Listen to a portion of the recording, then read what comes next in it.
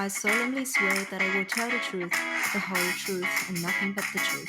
So help me God. Yeah, hi everybody. Ron here from The Truth About Addiction. Today we have a special guest, Hassoun. Mo's from Michigan, United States of America. I've seen him with his kids, and I've seen he was in recovery, and I've seen he was carrying a positive message. But the love I see with him and his kids was like, yeah, I got to get this guy on here, because I have the same sort of love, like we come from a shit place and we come from a dark place, and all of a sudden we have light, and we have this light that we want to give to other people. And Mo, welcome to The Truth About Addiction, my friend. Thank you for having me, Ron. Appreciate you and your time. All right, Mo, what's the Mo story, please? The Mo story. Yes.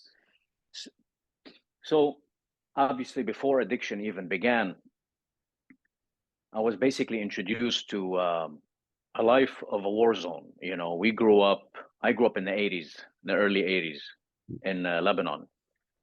And there was a war at the time going on. And so there's a lot of political instability and a lot of unsafety issues. I had a medical condition that was chronic and needed to be, attended to for a long time. My parents left the country and left me behind very early on. They went to work. They're both hardworking people, great, great parents.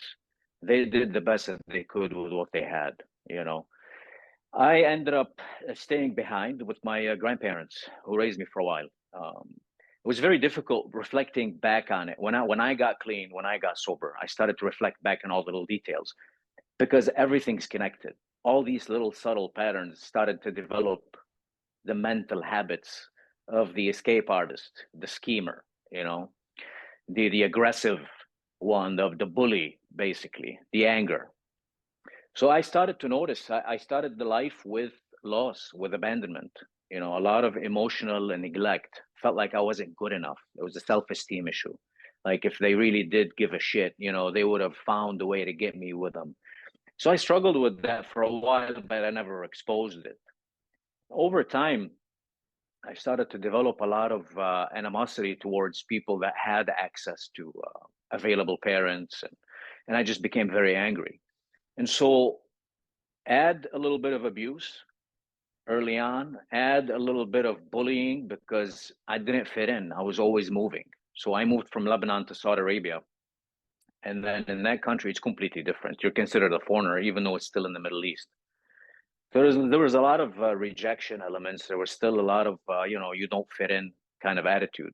So the message that I started with early on in life just continued. It was rejection, rejection, rejection, rejection, rejection. Being a young man, you have all this energy and you have to exert it somewhere. And I didn't have access to drugs. I mean, in the Middle East, especially in Saudi Arabia, you don't have access to drugs. So my outlet was anger, and a lot of behavioral issues. I had destruction of property problems. I started abusing animals very early. It was a very, very dark place. I just had to project all of this pain onto something. And I had no clue why all of these elements were happening. I was very embarrassed for a while to talk about these things, but it's part of the story. Yep. When I see individuals here in the US, because I moved here when I was 18, caring for dogs and being really kind to them and taking them to the vet. And I was very shocked. It was very, very shocking to me because they were like shooting targets back home. It's a completely different dynamic. So a lot of these elements, when you get out of your old environment and you get into a new environment, you start to question everything. Your history, your story, all of these little details start to come up. But going back, a lot of the anger, a lot of the aggression was expressed in school. So my parents were very hardworking people. So they weren't available emotionally. They weren't available mentally. They didn't put in the time. They were present physically, and then they had issues with regulating their own emotions, unfortunately. My mother had experienced a lot of losses in her life. She's one of 14 kids. And so, during the war, during all that instability back home, you lose some people. And so a lot of her unresolved grief and loss was projected onto the kids. And me being the oldest with an issue with my behavior and my conduct, I always got my ass beat. So I would take all this anger and I would go express it somewhere in school, somewhere in the street. So at some point, my parents moved us to back home to Lebanon from Saudi Arabia. And that's when I first experienced like very inappropriate rage, expression of rage. You know, my baby brother got beat up in school, and I ended up meeting that kid that hit my brother, and I basically told him to meet me outside, but I was prepared and I had a knife that I got from the house.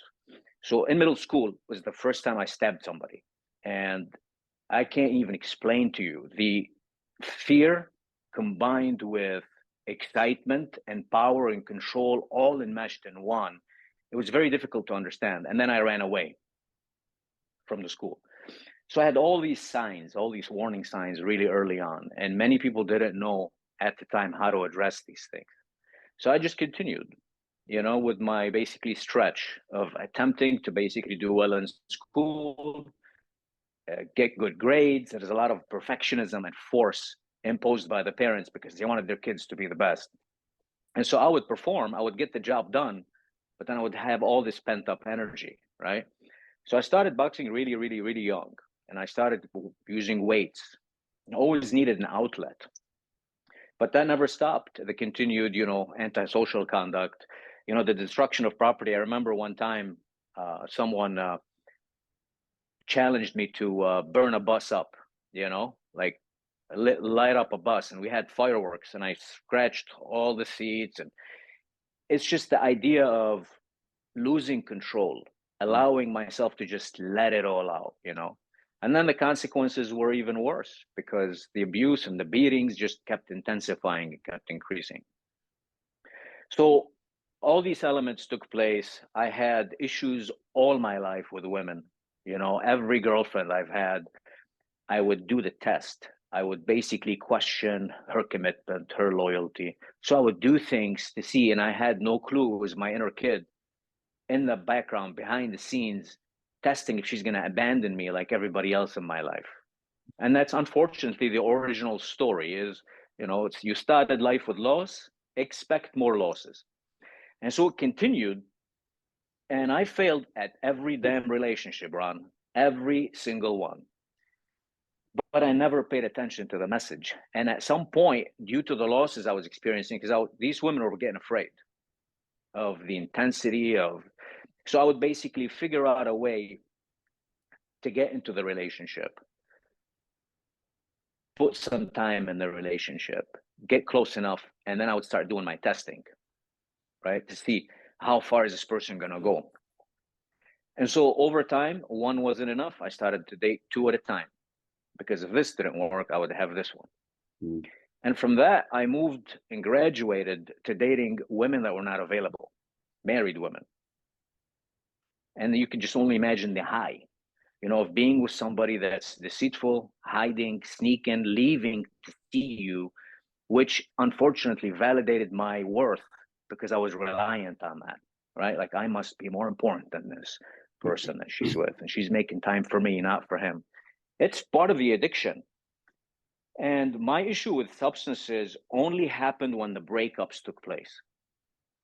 So if a breakup happened, I would go and I would abuse alcohol. I would binge on alcohol and Coke.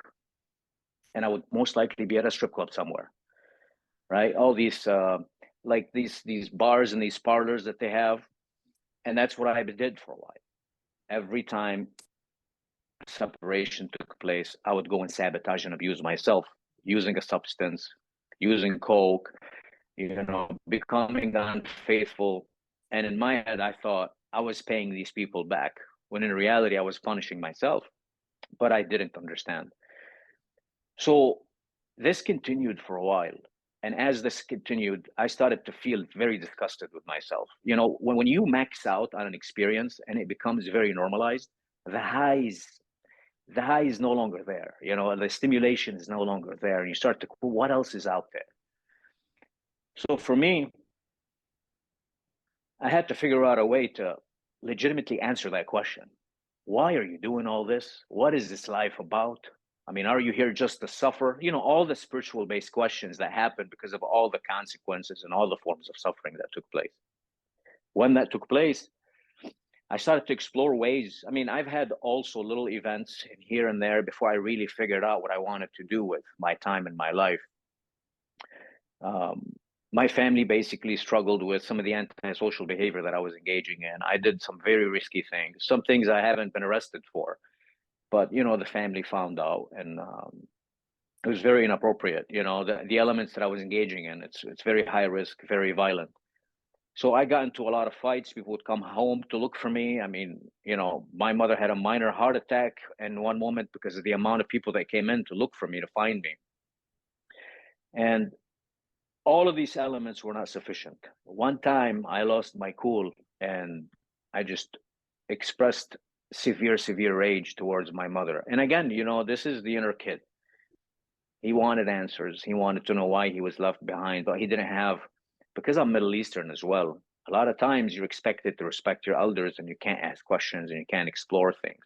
So I'm first generation and I'm the oldest in the family. So I was expected to operate a certain way, but I always had a rebellious mindset and always questioned things. And that didn't sit well with my family. So I was disowned for a while and I left. And I basically moved in with my wife currently. You know, my wife is Vietnamese. We have two beautiful babies now. But at the time I was still using and I was still trying to figure out what I wanted to do with my life. She came in as a blessing, this person, because all I needed at the time was attention. I needed someone to genuinely just give a shit. And she offered that. Despite the unhealthy and the toxicity, you know, that was in the relationship because of the codependency that was taking place. She still stuck around and she figured out a way to offer me, to the best of her ability, what she thought I needed. So we lived together. I decided to get into the field of counseling. And I said, because my ego was so big, I said, there's no way I'm going to let anybody help me. I'm going to help myself. So I signed up for school. I got enrolled in a master's program for counseling with a specialty in drug addiction. And Ron, let me tell you, all this insight that just kept popping up. I like ding, ding, ding all over. And everything started to make sense. Slowly, the picture started to get clearer. And I started to figure out that this was not about me. This was about others. But in the beginning, the intention was very dirty because I wanted to save myself. I wanted to understand myself. But I didn't even know behind the scenes that was part of the story. So I graduated in 2012 with a degree in addiction. I got fully licensed a couple of years after that. And then I became nationally certified in treating addiction as well. So the first job that I had was in corrections. I always felt like I had to pay off my karmic debt. You know, I didn't do a stretch of time like many of the guys that I knew. So working in the field allowed me to feel like I'm paying off my karmic debt with those guys. You know, I overdid it. I provided so much guidance, so much insight, so much time. I listened, and I did about 3 years there. And I became the clinical coordinator for the Department of Corrections at the facility I was in. So I was assessing all the guys psychologically before they were ready for re-entry into the world. It was a really big job for a really young guy with very limited experience, you know. But I feel like that part of my life prepared me for what I do currently on the scale that I do it, with the type of, you know, population that I serve. And then from there, I moved and started working in a residential setting, a detox facility. And I've done outpatient, and then I opened a private practice, and that's what I currently do. Help young individuals that are actively using, interested in change. Family members usually reach out, and they basically say, you know, my son is addicted to so-and-so, we want him to get help. And so we do an intervention, and then the process goes. And most likely you're familiar with how this works, but walking through the stages of change with people is very empowering, especially if you've been through it yourself. Yeah, that's my addiction today. My addiction's helping people. Right. It's the purpose, you know, of being of service. I believe that is 100% what recovery is being of service to other people, having a purpose and being of service. Right. Yeah, I 100%, you know. And the funny part is, I say, if you haven't tied up my shoelaces, don't tell me how to walk. I would never have got sober listening to a psychologist, a doctor, a priest. I had to listen to somebody who'd been down my road. Right. The first time I got spoken to by somebody in recovery, I was in prison, and a guy came out to assess me to go to a rehab. This is in 1981. And I went back, and this is how crazy I was. I went back to the yard after I had the visit with him, and I said, that guy's an undercover cop. Talk about paranoia, yeah? But he knew me. He knew how I felt. He knew how I thought. He knew shit about me that I didn't know. And I went back and I said, that guy's good. He's really good. And the guys are, because, you know, this is 1981, there wasn't much talk about rehabilitation. And then and this is how crazy I was. I'd spent nearly 10 years in prison, in and out, escaped from prison for drugs, all that craziness. And I said, is anybody in the yard a drug addict, a junkie? I used to call them junkie. Anyone in the yard a junkie? So you can tell me how I can pretend to be a junkie, because I didn't know I was a junkie. Because I only wanted to go to the rehab so I could escape from prison. I didn't want to get clean. I didn't even know what clean meant. Right. And the funny part was, you know, for the first time in my life, I got the therapeutic value of one addict helping another. I got empathy and compassion from another human being. And I didn't know how to cope with it. Because your story and my story are completely different, but they're exactly the same. I acted out with aggression. I was rewarded from my aggression. In the world I lived in, I was feared and respected for my aggression. That's how I survived. You know, I used to say to people, if you shoot me, kill me, because the repercussions are going to come back so great that you're going to wish that you'd killed me. And that kept people away. You know, I've been shot, I've been stabbed, and all that crazy bullshit that goes with that life. And yeah, man, self-healing is the best healing, but we have to have guidance from somebody who's been down that road. You know, I have a mentor I've known for 44 years. Now he's been my spiritual advisor for 37 and a half years, the same guy. And people say to me, why did you keep the same guy? I said, because I don't want to tell anybody else the stuff I had to tell him. Because if you're like me, which I think you are, it was so hard to let another human being in, because every time I let somebody in, I was betrayed. Yeah. Very valid story. Very valid. I can relate to that completely. Mm. It took me a long time. I'm very difficult to impress. Yeah. So very few people are able to get my attention. And those types of people have to be very special people. The reason for this is I like to connect with people that have results. I like to connect with people that have a story of overcoming. They're worthy of my time. And you may say, many may say, well, who the hell are you? Well, I'm someone that's picky as fuck about who he wants to sit with and who he spends time with. And that's what happened. You know, I got a little bit of exposure here, a little bit of exposure here. And over time, I started through these conversations to notice I had a self-esteem issue. I hadn't worked on myself hard enough. I was unaligned. I was not integrated fully. And so that person had the ability, right, and the willingness to send me that message because he was in a position where he's done the work. So he was granted the respect automatically, which means I was willing to listen. Thank you. See, that's the idea. It's like the willingness to listen is huge, despite availability, despite access to resources. You got to be ready.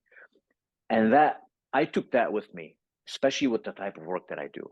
I want to make sure the guys that I'm working with and the population that I'm serving understands I didn't just go and get a specific degree. I had resistance issues too. I had a lot of troubles too. I had an attachment to victimhood too. I felt like I had legitimate concerns and traumas, that I never resolved. And all I was doing was compensating for it, substances, multiple females, quick cash, fast money. I've had a few retail fraud issues as well in the past. So everything was quick. It was instant dopamine hits. Yep. And that stuff at some point maxes out. And then when you witness somebody that's living a very fulfilling life, that is sober, that makes you stop in your tracks. Like, what? This is not even possible. But that's exactly it. Some of us have to be leading the way and presenting to others that this is a reality. You can actually have a very fulfilling life full of purpose, where you're very kind despite your history, and still make it and still enjoy every moment sober. In the absence of fear, in the absence of escapism, in the absence of avoidance. And that's primarily what happened. If it wasn't for that same element that you just talked about, not hiring a mentor is so frowned upon from my angle. I'm always pushing people, hire a mentor before you get a therapist. Hire a life coach, hire someone with a legitimate story of overcoming before you get into the details of the psyche and the mind, because that's what you need. You need to be receiving guidance from someone that's been there. A seasoned sponsor, for example, in AA or NA, is usually one of the recommendations I say. I say, go into a meeting, sit down, study the entire group, pick the baddest motherfucker in the meeting, and go talk to him. Yep.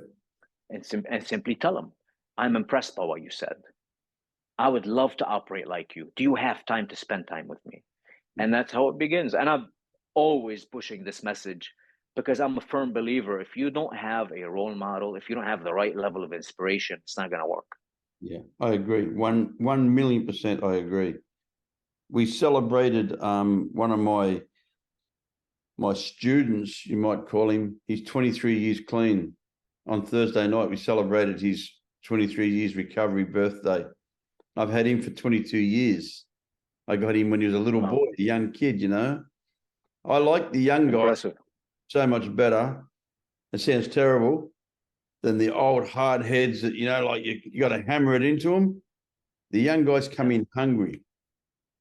And I say to them, if you're prepared to listen and you're prepared to take the cotton wool out of your ears and put it in your mouth, because you have two ears and one mouth for a reason, because you need to listen more than you need to talk, I can tell you where to dig. I can't dig it for you.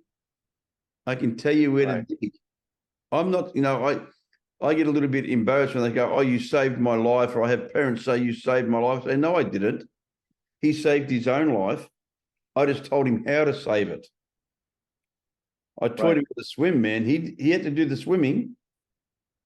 Yeah, it's because your intentions to do this type of work are clean. So you're deflating your ego and you're choosing not to take credit for the work that another human being has basically endured. I completely understand it. And that's very powerful to be on a level like this. As you said, I think as a recovering ex-heroin addict myself, I had no principles. I was looking for, I run my program of 8 demands. And when I got clean, I had none of these demands, not one of them. That's my program there. And it's openness, have an open mind. Man, when I got clean originally, you couldn't tell me nothing. My mind was so closed. Why? Because I was full of fear, full of judgment, full of anger, full of hatred. And the person I was angry and I hated the most was myself. And that's why I always say the most dangerous person in the room is the man who cares the least about himself. Because you can't hurt somebody who doesn't care. Right. And I hated myself so bad. And a lot of what you said, growing up in Lebanon, man, You know, come on. Anyone who's listening to this, if you're young and you don't know sure, go and Google Lebanon 1980. Go and Lebanon in the 80s, man. It was, you know, I got a lot of good friends that grew up there and they came to Australia, man, and the chip on their shoulder. Yeah.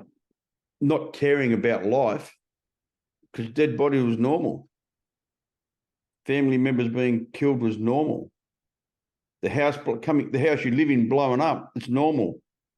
You know, it's, you know, our system's got a lot of broken parts that are starting to get the repercussions of the generations now. Mine was the Vietnam War.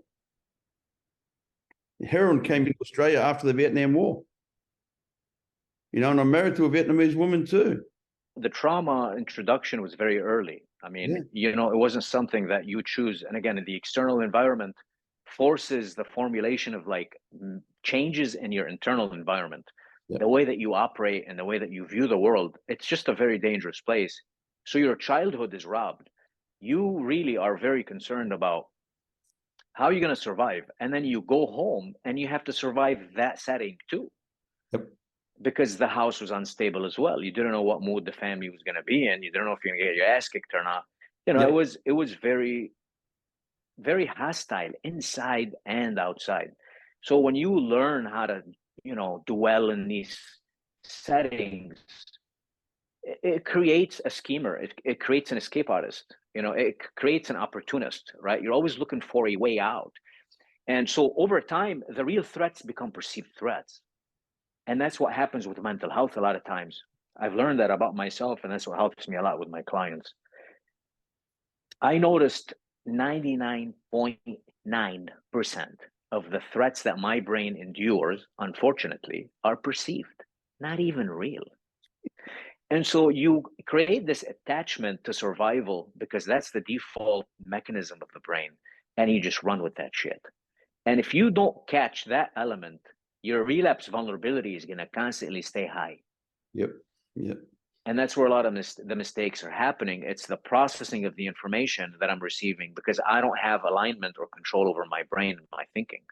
So there's an attachment to a system that needs to be unlearned. And so a lot of times in our business, they try to teach addicts or alcoholics in recovery skills for relapse prevention. And so think of it this way, from a mental standpoint. If you're trying to prevent something, that induces uncertainty and fear and anxiety because that something hasn't happened yet and may happen yet. So if you're a person with paranoia, that system sucks. It's very ineffective. So the idea is the direction of recovery is wrong, not the intention. The direction is. The other path is, well, if you commit to personal development, if you committed to becoming the best version, meeting the ideal version of you, you won't have to worry about a relapse because abstinence is just the starting point. It's not the end goal. Yeah. You see, it's like a stepping stone into that world instead of, hey, what do I got to do to maneuver all these threats in my head to stay clean from a substance? So the mission statements and the direction is completely different. So I put a lot of pressure on the guys that I work with on purpose because I don't want them to aim for sobriety. I want them to aim for personal development. Sobriety is just a prerequisite for the bigger mission. You see? Not just going to a meeting, not just getting an anti-craving medication, you know, not just using a breathalyzer to regain trust equity with a family member. This is deeper than that. This is like complete alignment with self.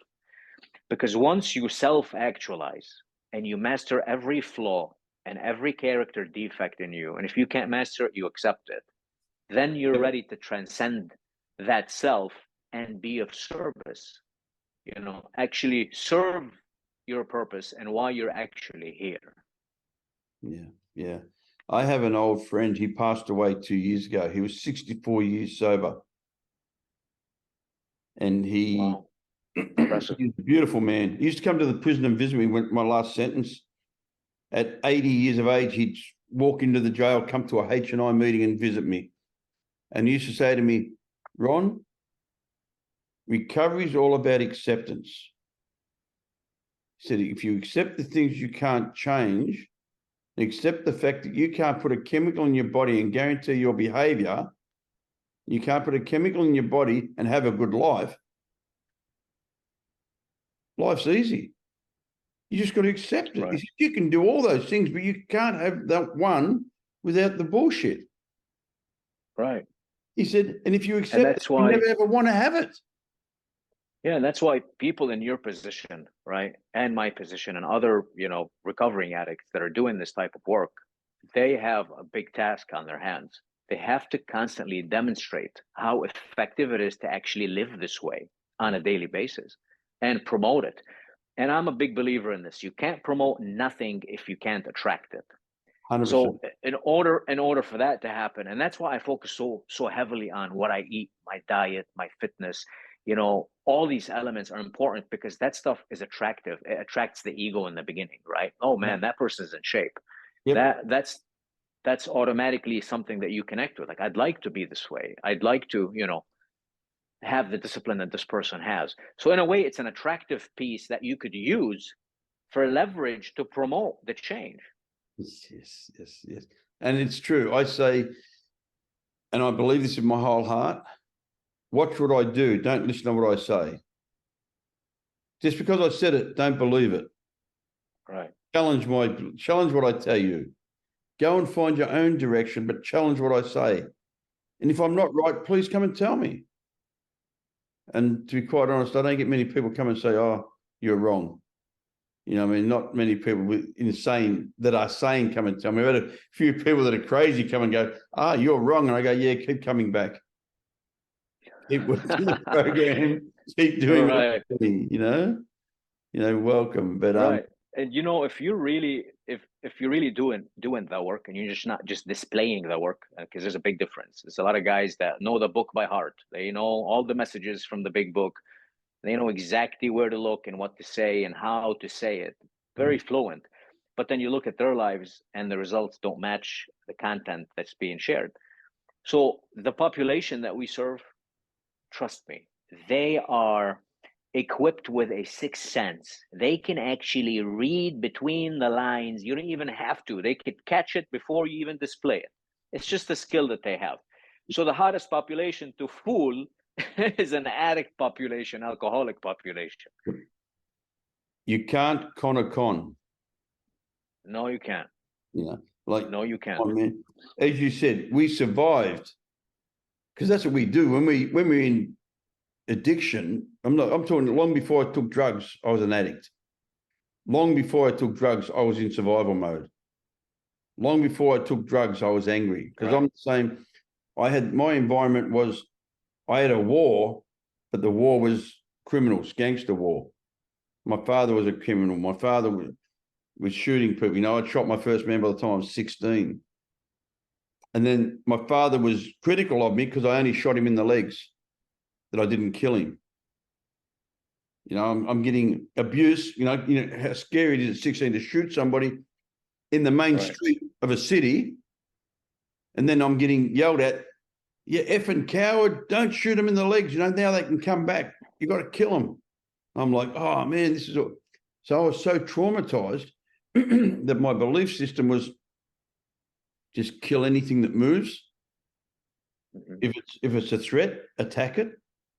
And the biggest threat was me. My brain was my biggest threat.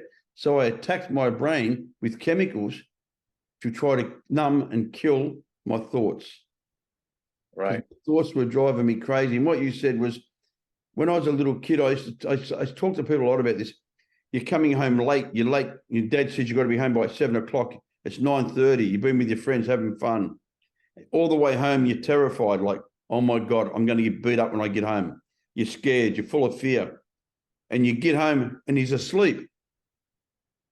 So that hour walk home was horrific for nothing. And that's what happens to the addict brain. Right. As you said, 99.9% of the stuff's not real. Right. And the 1% of the stuff that is real, we can deal with that. Right. Without a chemical. Correct. Once I put a Very chemical valid in my body, I lose control of my thoughts, my actions, and my reactions. It's like throwing petrol on a fire, man. It just burns out of control. until I have nothing left. You know, until I binged out on whatever, you know, whatever substance. It doesn't matter what substance I use either, whether it's alcohol, whether it's heroin, whether it's amphetamines. I have a very small window. My last relapse lasted 5 months in 1985, and I'd been around for 5 years, so I had a lot of information. And I don't know if you've ever relapsed. It's terrible relapsing with information. It's disgusting. Oh, yeah. The guilt is amplified. The shame is amplified. I've been there myself as well. I've had a few slips along the way as well. Mine wasn't a completely like straight shot, obviously. The way that I define relapse too is I had to basically put in my head that my relapses were actually lapses before they were relapses. Lapse in thinking. When you don't catch the lapse in thinking, it could actually grow into a relapse, because the term relapse is an action word, and you can't have action without intention or feelings or thoughts to support it or fuel it. And once I understood that, I started to define recovery and sobriety in a completely different form, because you could relapse into old thinking styles. You could relapse into old emotional tendencies. And that is the catch, is I don't even count days anymore, because I'm like, well, you only got 1 day at a time, buddy. Yeah. This is it.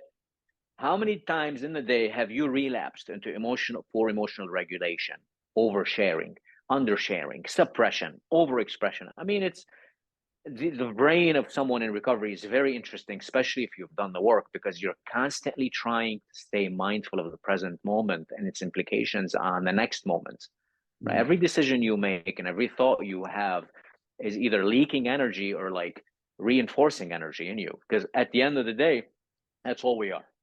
We're balls of energy, right? You know, I'll share this with you. I've had a mentor that taught me this, and it's very powerful. And I know you have a background in boxing as well, because I watched some of your videos too.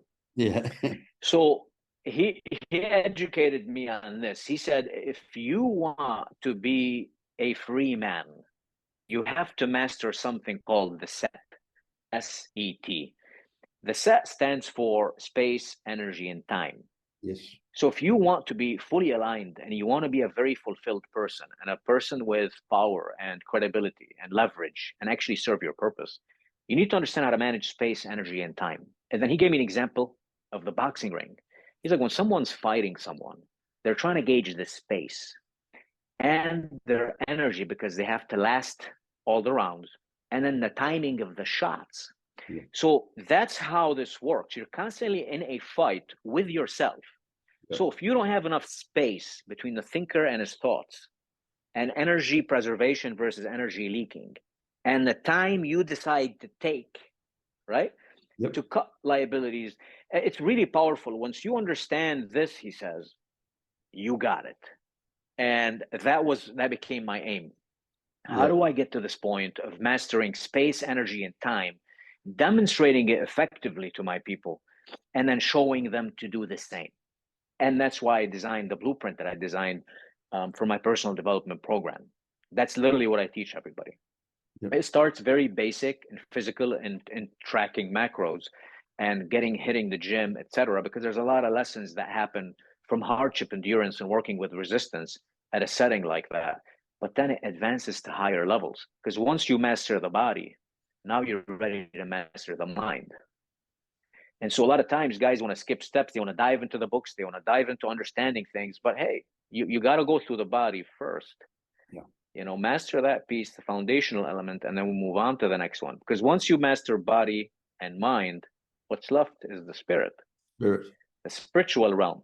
So, and you can't go into the spiritual realm quickly, skipping the body and the mind, because you end up having spiritual, what do we call this? A spiritual ego. I'm not sure if you've met some of these guys, but they speak the language of the spirit, but they have no spirituality in them. And you see 1,000 of them go on social media. You are absolutely right. They sound great. They communicate really well. They understand the messages, but the application piece is missing. Yeah. Information without action is just words. Yeah. Just awareness. You already know, but without application, there's no intelligence. You have to put action in. You know, in the bottom of that thing I was showing you, it says on the bottom, take the I out of action. I act on these demands. You have to act. You have to move forward. You have to have movement. Because if there's no movement, you're stale. If you're stale, if it's a progressive disease, as they talk about in a lot of literature, progression means moving. So if you're not moving forward, it's going to catch up. How do you 100%. Move forward? By putting action. And I want to learn. I'm 69 years of age. I woke up this morning as hungry to learn about recovery as I was yesterday, the day before, the day before. I have you on this podcast, and I'm learning stuff. I'm not an egotistical person that goes, oh man, I've been around for 42 years. I can't learn anything. Bullshit. Bullshit. Yeah. And what you said before, whoever woke up earliest this morning has been clean the longest. I may have been drug-free longer, but I'm not cleaner longer. When after a week, all the chemicals have gone from my body. Physically, yes. You know, the physical part, we're clean the same amount of time. Right. We have to get the information. And if we don't use that information in a positive way, in a humble, giving way, I believe we're wasting it. I'm obligated to do a podcast with you today because I believe you have a message that can help save somebody's life. Because we're dealing with lives here. So many people don't get that. We're dealing with human life. I agree. And you know, it's just a part of the story and it's part of the process. A lot of times you want to waste that life. A lot of times you need to potentially experience near-death experiences or loss of life to value life. Unfortunately, brains don't understand the value of something unless space, again, is created between you and the item you had. And so it goes back to that system. Yeah. It's very, very effective and very balanced, this concept. You know, you talked about move, right? And that's another powerful tool as well. Most of the guys that come in to begin the process of change, and you're trying to pick their brains and see why they think the way that they do and how they think and how long they've been thinking this way and what purpose it serves, you start to notice they're all in the same state. And that state is fixed states. They're just repeating their version of the stories over and over and over again. And the more that you repeat that version, then it becomes your reality. So when you meet someone that's not intimately connected with you, it's not emotionally invested in you, it's just observing your cognitive patterns, and they have the balls basically to call you out on your shit, the game changes. Because a lot of times our providers, they just amplify problems because they're business people. Think of it this way. A counselor, for example, because I'm in the counseling piece, is trained to ask a lot of questions, right? And what kind of questions are they going to ask? They're going to be very careful. And most of these guys have a lot of fear themselves that they haven't overcame. So their mission is to protect their licensure, not protect the patient. Yep. Okay. And so you don't apply the right amount of pressure. You really don't, because, and it is what could take you 20 sessions could be done in 2 sessions, could be done in 3 sessions. And you have to remember the consumer knows, they could read you. They can see, you know what, this man is real. He knows what he's communicating. He is actually about that. He's actually demonstrated that his system works. I'm never going to say something to anybody that I don't follow.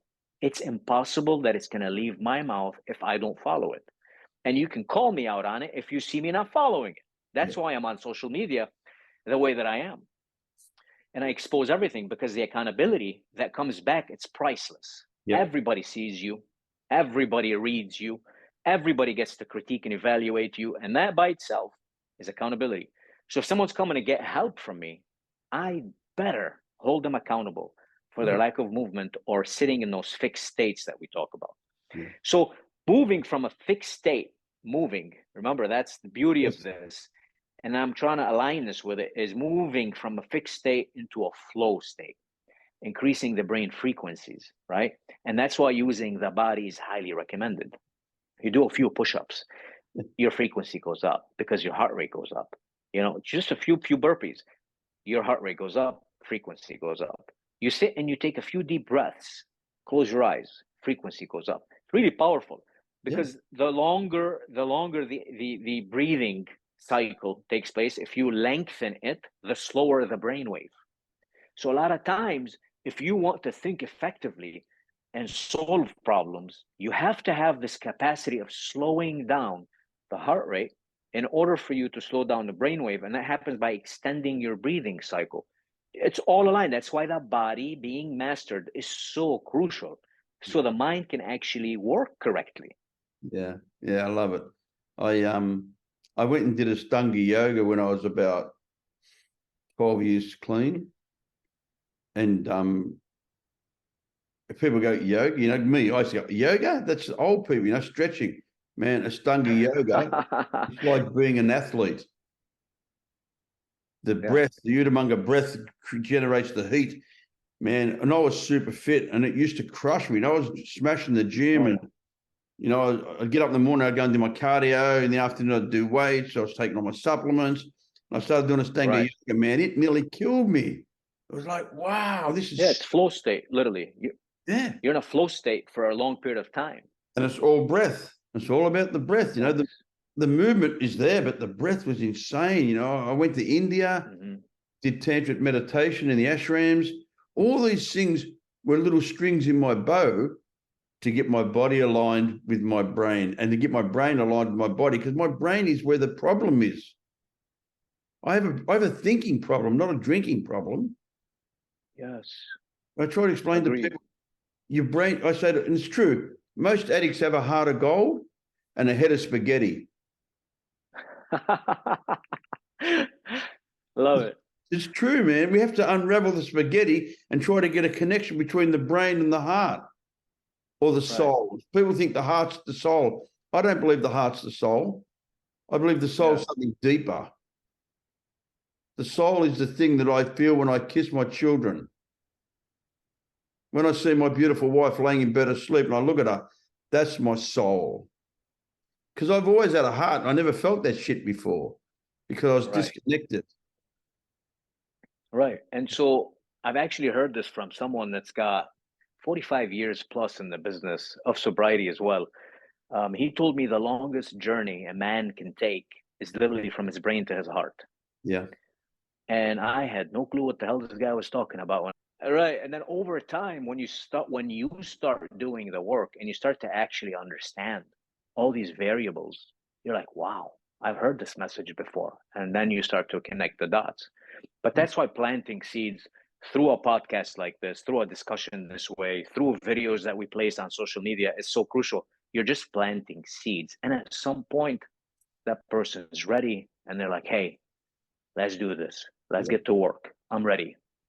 And there's nothing more magnificent than to have someone that's for a few months following you on there and you have no clue who they are, but they've been watching you and they're being consistently, you know, monitoring your behavior and your conduct and your message. And then they just say, I want what you got, motherfucker. Show me the way, you know? Yeah, yeah. I love that. I get that too. I get messages from people, you know, you've helped me get strength. You've helped me stay clean. I got a message from a lady about 8 months ago, out of nowhere, just come up on Messenger. I love you. And I'm like, okay, you know, and she goes, I'm in the middle of the bush, in the middle of the country, in nowhere. I'm coming off methadone, which is a horrible drug. And she said, I was about ready to go back on methadone. I was 10 days into the withdrawals. And I was just about to give up. And I heard your podcast where you jumped off 120 milladone and you've been clean for 37 years. She goes, it gave me strength. I'm now 3 months off methadone. That made beautiful message. Made all that stuff worthwhile. It made all that stuff worthwhile, man. Even if she's the only person I touched, so be it. Let me ask you this, though. Let me ask you this, Ron. You know, and this is something I struggled with for a while because of my background, my story. Do you ever sit and notice how a version of you was an offender, an abuser, a victimizer, and then now you're actually working with victims? Yes. Like, do you ever have a point where you're like, man, this is amazing. Like, I moved from this place to this place. Yeah. Yeah, 100%. causing pain to helping remove it. I mean, for me at times, it's just mind-boggling just to sit and reflect on that part of the world and in this part of the world. It's a miracle, but the scariest part for me is, and this is going to sound, I don't know how it's going to sound, I still know to this day, if somebody come to harm my wife and children, I would kill them. No matter how much work I've done on my recovery and how much the spiritual that I believe in. And I went to Buddhism because I like the Buddhist style. I don't go to the ashram. Detachment. I used to go there and do that stuff, but I still have that inside of me. I still have that angry little man that is capable of doing anything if he's not kept under heavy detention. I do have a heavy detention myself. I love that. I love that. And that's, you know, the emotional regulation piece. When you develop an ideal version of you that can actually tame that lower version. Yeah. And that's what happens. I wake up every day extremely angry. And I actually love that about myself. I wake up very unsatisfied. I wake up very disturbed. And that's immediately when gratitude begins.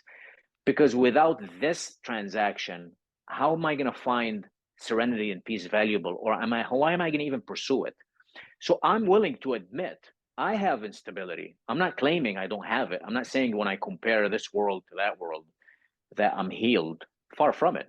This is a daily process. I'm simply saying, and I want people to know this, even a professional counselor, even as someone that's in recovery, even for someone with legitimate results, I still wake up very mentally disturbed. And I have to find a system to realign myself in the absence of substances and external validation to create that serenity and peace within. And so I actually love the intensity that I have, but I choose where to spend it. In the past, it was legitimately in the wrong places, and you can only imagine where they went. This current day and age, it's all about removal. How can I remove something to create space for something else? And so the real winners are the ones that know how to remove something, not add something. Unlearning, not learning. I agree 1,000,000%. Easy to learn, extremely difficult to unlearn. Yeah. The hard way, you know, learn that lesson the very difficult way, unfortunately. When I wake up in the morning, and I've done this for a long time, the minute I wake up, I put my feet on the ground and I do 5 breaths. I work out 5 things I'm grateful for before I get out of bed. I do my breaths and I do my gratitude list in my head. I don't write it down anymore. I used to write it down. I don't need to write it down anymore. I do it in my head. I'm grateful that my wife's honest with me. I'm not grateful to have my wife. I'm grateful that she's honest with me. I'm grateful that my kids sometimes push my buttons. I'm grateful that I don't have a mortgage anymore because I don't have financial insecurity, because just for the day, I've got food in the cupboard. Because my brain will still tell me, and I'm physically pretty well off, but my brain will still tell me I haven't got enough. Right. And I've got to tell my brain, shut the hell up. You know, right. I wear a Daytona Rolex every day. That's my daily watch. But my phone tells Beautiful watch. My phone, if I sell my Rolex tomorrow, it doesn't matter.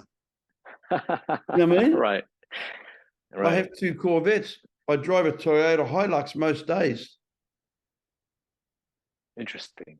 Because my car doesn't determine who I am. Do I enjoy driving the Corvettes more? My word, I do. But sometimes I don't drive the Corvettes for a particular reason. I don't take them. If I go to a 12-step program, I don't usually take the Corvettes because that's not what I want the newcomer to see. But then when I do take it, they're like, man, are you serious? I go, gifts of recovery. Gifts of recovery. There you go. That's the beauty of it. Yeah. People say to me, why don't you drive that all the time? I say, because I don't want to abuse something that I cherish. The same as I don't act out on my defects, as I don't want to abuse myself. Very valid points. I'm really glad there are people like you operate the way that you do, and you're so raw and like genuine. People like you are heavily needed in this world. And again, I'm not like glorifying, you or amplifying it, but I'm simply saying, when I was 18, 19, 20, a guy like you would change my life. Why? Because of your background, because of your story of overcoming. The way we grew up, and I'll tell you this, my grandfather used to deal guns as well. Okay. And so you aspire to emulate certain people in your life. The criminal lifestyle is so glorified, and taking shortcuts and having power, and that takes time to unlearn too. The stimulation that comes from making deals and moving weight and etc. I mean, that by itself is very enticing. So when you see somebody that's lived that life and talks bad about that life and talks about how much of a bullshit that life is, how much of a lie it is. When someone's been there and communicates that message, it clicks. Yeah. But I can't get a clean cut version guy, a square, like we call it here in the US, tell me some things that he's never endured or experienced. He's not going to get my respect. And that's why I'm grateful for people like you. Same as you, your story. I look at your story, and as soon as you said, I grew up in Lebanon, the podcast could have finished there because I knew your story after that. You know what I mean? Because I have friends who grew up in Lebanon in the 80s, and I've seen the damage they came to Australia with, and the turmoil and the confusion of what life was on life's terms, and it was no different to mine. My war was there. The loss, the death, the uncertainty, the fear was all the same. Right. It was the trauma that it puts on a young child. No wonder we use drugs. We had to use drugs to survive. The message is the same. You're absolutely right. In the 90s as well, we returned back because one of my uncles passed away, and there was another war also happening at the time. So the traumatization just amplified. I remember as a I was in middle school, and I would literally sit in the vehicle when we're moving from city to city. At the time, they had ships that were blocking, the capital from the village that we lived in. Long story short, I remember as a kid, because I saw some things happen on TV and all this traumatizing scenery, kids with heads cut off and just people missing limbs. I mean, that shit is not average. I mean, you don't usually see things like this on a daily basis, but then you see that, and automatically you want to protect and save your life, but you can't. So what started to happen is the hypersensitivity and the hypervigilance started to take place. I would literally I recall this, sitting in a cab one time and looking up to see if a plane is going to shoot our vehicle. So I had my hand on a handle ready to jump off. Like I was constantly on high alert. It's really powerful when you're in a position at that age range, looking after ways to save your life, and you can't find a place of safety. That shit does something to your brain, Yeah. And so you're a man, you're a Middle Eastern man, you're expected to just harness this, completely put it down, and not act on it. That's not realistic, unfortunately, but that's what was expected. And that's what created more damage and more, unfortunately, like very poor habits for coping mechanisms and survival. And that's why I'm saying I wished I met certain types of people at certain times in my life just to show me the way. Yeah, 100%. And, the beautiful part is that you're carrying that message today. The beautiful part is you're congruent. The word that you were talking about before is congruence. I say to everybody, I will not tell you to do anything that I'm not prepared to do myself. Right. I got out of prison at 26 years clean. And I went straight back to 12-step programs and did 90 meetings in 90 days. people say, but you're 26 years clean. I said, yeah, but I was a newcomer. I hadn't been to a meeting for 8 years. I just served 8 years in a maximum security prison. I was in the prison in my brain. I was still aggressive. I was still defensive. I was still on high alert, because in prison, you've got to be on high alert. You've got to be ready to go at any moment. You could be attacked at any moment, you know, in prison, and especially doing what I was doing. I was carrying the message of recovery in prison, and the drug dealers in prison were saying to me, man, you're ruining our clients because we've got to feed our family with the money we're selling for the drugs. And I'm like, hey, listen, guys, anyone who wants to use, their business. Anyone who wants to stop, my business. I'm not going to stop your business. Don't stop my business. Yeah, and that took a lot of courage for me to stand up to the system and say, fuck you.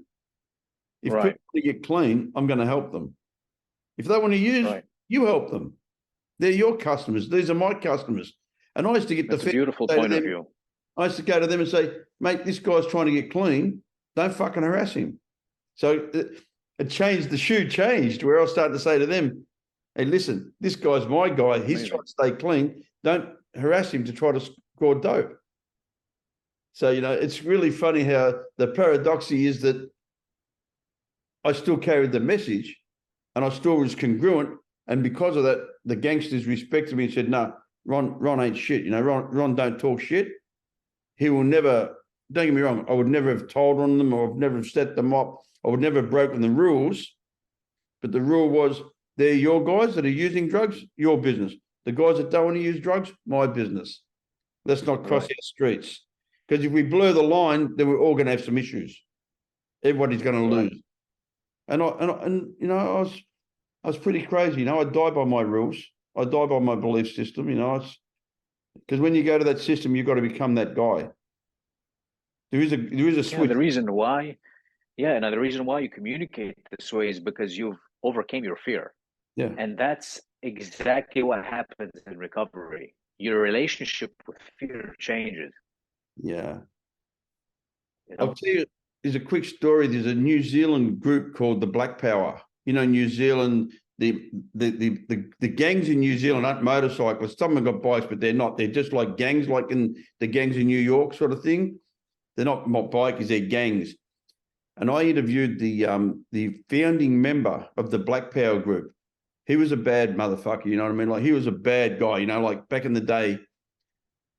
And he's turned to Christianity, and he helps people. And he's got a company called Healthy Man, Healthy Home. It's all against domestic violence, because there's a lot of domestic violence in New Zealand and all that. And he's a beautiful guy. And he said to me, I used to live on fear, Ronnie. He said, I was so aggressive because I was so afraid. He said, then I found Jesus, and, you know, he turned to Jesus and all that stuff, and that's his business. And he said, but I learned something. He said, fear knocked on my door one day. I asked faith to answer it. And when he opened it, there was no one there, because fear and faith can't be in the same room. So today I have faith. I have faith in myself. I have faith in the human race. I have faith that there's an energy outside of myself that's greater than myself, that's protecting me, loving me, caring for me, and has forgiven me. That's what my higher power had to be. I couldn't find I couldn't find a God to fit the criteria of what I wanted. I searched. I couldn't find it. I didn't fit into the Christian God. I didn't fit into I read the Quran. I read this, I read that, I read this.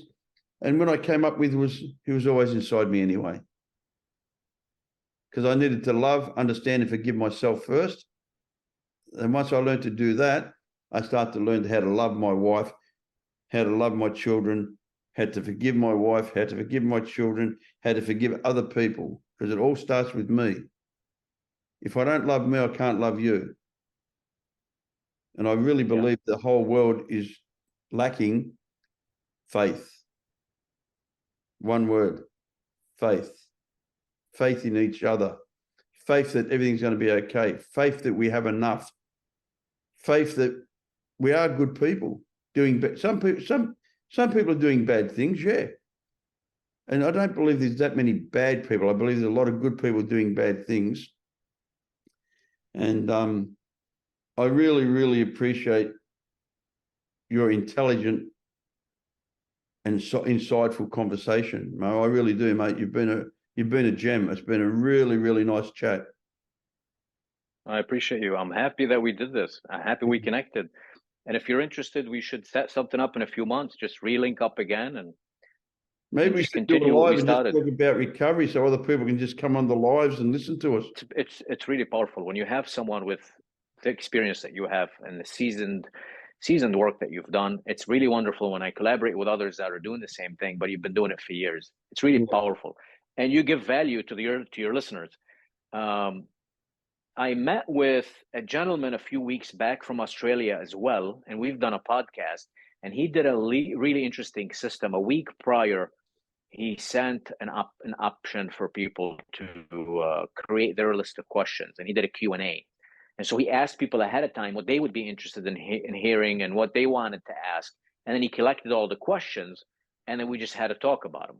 Every single question was asked, and then both of us, we answered the way that we believed would be most effective. All right. I'll get my wife to organise that. She does all that stuff. I'll get her to organise something like that. Maybe you can do one from your side and we can do one from our side and right. we'll collaborate and work some more stuff out very soon. That would be wonderful. Mo, thank you very much for coming on The Truth About Addiction, my friend. Ron, I appreciate you. It's really nice to connect with you, and let's stay in touch, okay? 100%, my friend, 100%. I solemnly swear that I will tell the truth, the whole truth, and nothing but the truth. So help me God.